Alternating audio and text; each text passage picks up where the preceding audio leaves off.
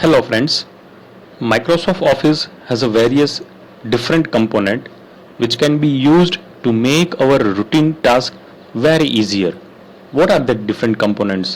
What are the different softwares? Microsoft PowerPoint for the representation of our data, Microsoft Word for documentation of our data, Microsoft Excel for calculating the mathematical data and for maintaining a larger data. So these are the different components or softwares which can ease our life for betterment of our data. So in this video we will take the Excel uses for business. If you are running a small firm, a showroom or a business, then so we will take income and expense data management, stock record data, and then employee data. So let us take one by one. What we will see in the business debit credit. So we will see the bifurcation of income versus expense data. How can we manage it with the help of Excel? Then monthly expense breakdown, and then bifurcation of miscellaneous expense. Then we will take the analysis of expense. How can we analyze our data with the help of graph? What is graph? Graph is primarily used for pictorial representation, which can so that we can analyze our data without looking the numerical data. So this is the main use of graph. So now we'll take and understand by taking one example worksheet.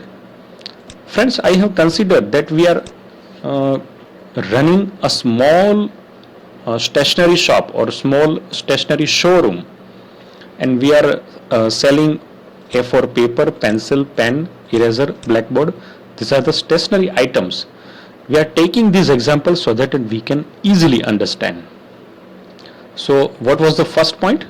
Business debit credit, bifurcation of income and expense.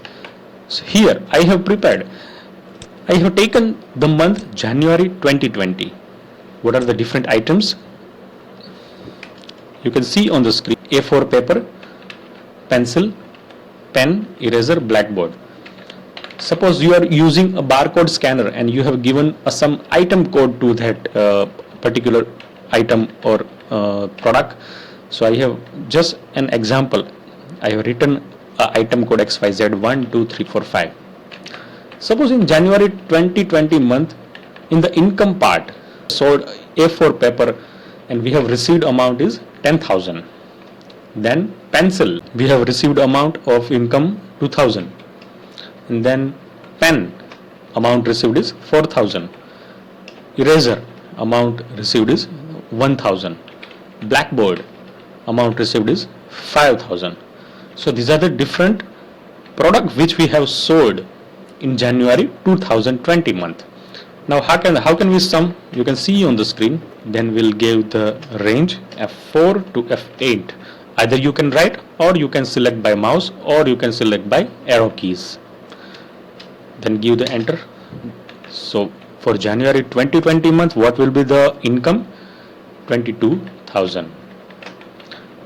Now going towards the expense part. Suppose you are maintaining a large firm or a small firm, or say a small showroom. What are the different expense you are bearing with your? So logistic expenses 1,000, salary of 10,000. Obviously it will be higher as we are paying to a man or woman from whom we are taking work. Then taxes paid, either GST or something VAT like that, that is 1,000. Then miscellaneous is 4,700. And now we are going to break down this miscellaneous expense to a different category. Down that miscellaneous expense into telephone expense, bill number. These are only for the records. You can keep the bill number for your any future dispute, or either the physical copy was not available, and you can refer it to it. Then what are the telephone expense? 500. Then mobile expenses 700.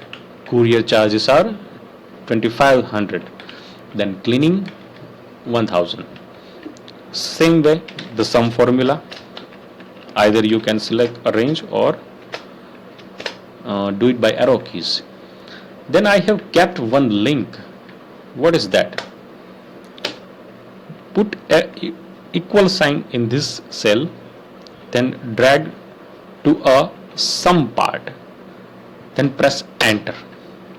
The 4700 of this cell will automatically directly updated to this cell.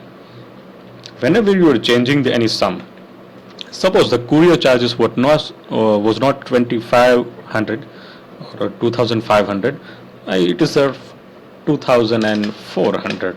The sum will be updated as 4600, and the same amount is updated at miscellaneous at final expense report. And the same way here you can apply a sum formula, right? So this is all about the business debit credit management. I mean, the what income you are receiving and what expense you are spending. You can get a overview of that. The next one is the analysis of expense with the graph. Again, I'm mentioning here the graph is primarily used for pictorial representation. We can analyze the data without looking into the numerical data. Now take one example also here. I have already copied this data of income and expenses to this sheet. One simplest form or one basic form I am explaining here how to do the graph. Just select item sold versus the amount is received. For the income case, I am selecting item sold, item code and amount received. Now what to do? Go to insert menu, column menu, then 2D. Here you can see a ready-made graph is available. What is on the x-axis and y-axis? X-axis is of by mentioning the different items, A4 paper, pencil, eraser, blackboard, and what is on the y-axis? That is of amount we have received and get the income. The same way for the expense, select the expense type and amount paid. Go to insert menu, column, 2D. This is the ready-made graph, simplest ever graph is already available with this. What are the x-axis? Logistics, salary, taxes paid, miscellaneous expense, and these are the amount paid in rupees. So this is the pictorial view. And how can we analyze? Suppose in the January 2020 month, what is the highest item sold? We can directly say it is A4 paper. Same way in the expense, how we have consumed our rupees to a different expense. What will be the what was the highest? That is of salary, because the graph is highest ever compared to other expenses. Okay, next topic is stock management. Friends, if I am asking a question that how can you predict your forthcoming or your future product requirement or your item what you are going to sold, then how can you say that? Yes, by looking into the past records. And how can you maintain that record? That is of IO stock record. IO means input and output stock record. Then you can also forecast the what will be the stock requirement in the forthcoming month. So how can we manage? Let's check it. I have prepared one data. We are already following the stationery showroom example. So we have taken the item code and invoice number as a 1A blackboard. 1A, what was the something product code, and what was the item? Blackboard. Suppose what the stock we have received from the wholesaler. What was that? ABC company. This is our wholesale provider. And what we have purchased item from there? We have purchased 25 quantities of blackboard from having amount of 1 piece is 1000 rupees. So what was the total amount we have paid? 25 into 1000. or you can also select this amount of one number piece. So this is the 25,000. You can also deduct GST here, but we are just ignoring at this place of. Then what is the stock stored? This is the date when we have purchased this amount. So what was the selling of that item? Same day we have sold 20 numbers of blackboard and having received the bill amount of 20,000. So you can cross check it. On the 1st of January 2020 we have received the stock having amount of 25,000 and stock sold of 20,000. So we do have 5 number of blackboards at our go down or warehouses or in our stock. So this is the stock received and stock sold. The next use is the channel partner management. What is channel partner? If you are buying your products from wholesaler, it is coming through various channels like wholesaler contacts, then through the transport or through the logistics, and we are keeping at go down or warehouse. So these are our channel partners. I have prepared a basic data. Suppose the wholesaler name, see in the blue line, wholesaler name, logistic and transport provider, the transaction date, item code, the number of quantity, bill amount, invoice number, GST paid, and located at a branch, warehouse or go down. The KA column is required for our personal purpose. That why it is required?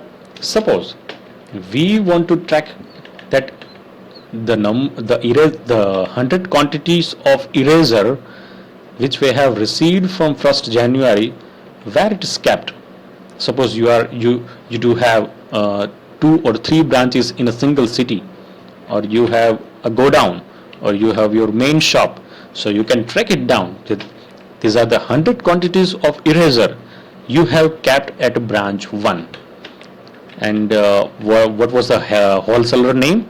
That is of ABC Limited, and he has provided to our shop or to our branch through the logistic ABCD Quick Company. I have just taken an example. So what was the transaction date? That of 1st January. Look at the second example. The wholesaler XYZ Limited sent a 150 numbers of pencil courier through the Z-Space courier on the transaction date of 2nd of January, and we have kept it at our go down. Third, the same DEF Limited is the wholesaler. Then he has sent his this A4 paper boxes. How many? 100 boxes through the Fast Z company on the 3rd of January with the bill amount of 2,500, and we have kept it at main shop. You can also write down the invoice number at this, and also include the GST paid.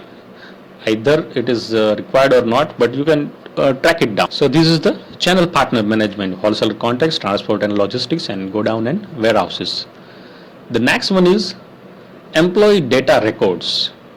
You have hired a couple of boys, girls, or qualified professionals to your shops or to your small firm. So you can keep that employee data records to your own. There is nothing need to require a special software for this. What you can keep: contact, historical data, employee salary record, and if you have kept some daily wage workers, so you can also calculate that how many numbers of days he has attended our office or our firm or a showroom, and you can give a daily wage according to that. So now let us take another example. Employee data. What was the different item or different information we can collect from employee? Suppose the serial number, we have taken the example of Mr. ABC1. He has age of 35 years. His address is ABC city or street or city name, his contact number, his email number or his emergency number, his joining date, so we can track that for how many years this employee was working with us. And if we are going to allow a different kind of task to that particular employee, so we can also have that what kind of qualification he is pursuing, so we can also note the BCom. The next one is the employee salary data. This one is the most critical among all the employee data records. Mr. ABC1, what are the different columns? The name of employee, the work we have allotted, the basic monthly salary, monthly transport allowance, yearly bonus, and then total. And we will also understand the leave management. First, Mr. ABC1 has allotted a marketing task. What are the different salary we are going to give that particular person according to his work allotted? So to the marketing person we are giving 7,000. We are also providing the monthly transport allowance to it. So what was the sum? And we are giving the yearly bonus of 500. The same way, we have allotted front desk and billing desk work to a different person. ABC2 is allotted for front desk and ABC3 is allotted for billing desk. We are giving monthly salary of 7,500 and 8,000. We are not providing, or the monthly transport allowance is not applicable for this both work allotted or both work profile. So directly, and we are distributing the equal amount of yearly bonus to each and every employee. So 500, 500 and 500. So this is the different totals and each and every salary data of employee. The next one is the daily wage calculation. How can we calculate? Okay, we'll take the leave management part with this also. We can record Mr. ABC1 has taken a sick leave of 1 day. Either you can write a date also here, that 2020, on which date he has taken, or he will go he went for the sick leave, that is of 12th of February 2020. Personal leave on 1, the total leave was 2. Here you can consider 1 plus 1. Mr. ABC2 has taken sick leave of 0 and personal leave as 2, so total leave is 2. Mr. ABC3, 2 sick leave and 2 personal leave, 4 total. Here you can see the function bar. In the function bar you can see the different kind of functions what we have applied to the particular cell. So you can keep the record that with what are the numbers of leave the particular employee has taken. Now you have, if you have hired daily wage workers to your showroom or firm, so you can calculate by different method, but one of the simplest method I am teaching you. Mr. ABC daily wage is 200 rupees, DEF 150 rupees, HJI 150 rupees. Suppose we are considering a month with the days 30. Now just putting a present day data, ABC has worked for 30 days, means full salary is applicable. The DEF has worked for the 28 days, means 2 days he was absent. Mr. HJI, he has worked for the 29 days, absent days 1. So you can directly multiply these two different columns or two different cells, 200 into present days. The total salary what we need to pay is 6,000. So this is the all we can do easily by calculating the number of present days and multiply it to the daily wage. The next one is the shift duty management. Suppose you are running a a firm or a shop which has the opening duration starting from morning 7 to night 10 p.m. or also you have hired some watchman to your showroom or your firm. So how can we do that shift record? ABC, DEF, HJI, these are the daily workers. XYZ is the watchman 1 and XYZ watchman 2. So how can we do our shift record?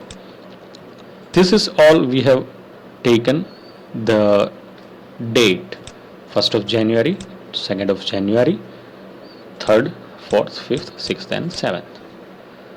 We have considered here that morning shift will be 7 a.m. to 2 p.m. General shift will be 9 a.m. to 6 p.m. Evening shift will be 3 p.m. to 10 p.m. Then what is the night duty timing? Night is from 10 p.m. to morning 7 a.m. Now you can just make a simple table and take down or take notice of each and every shift. We need to include all the shift and a night shift.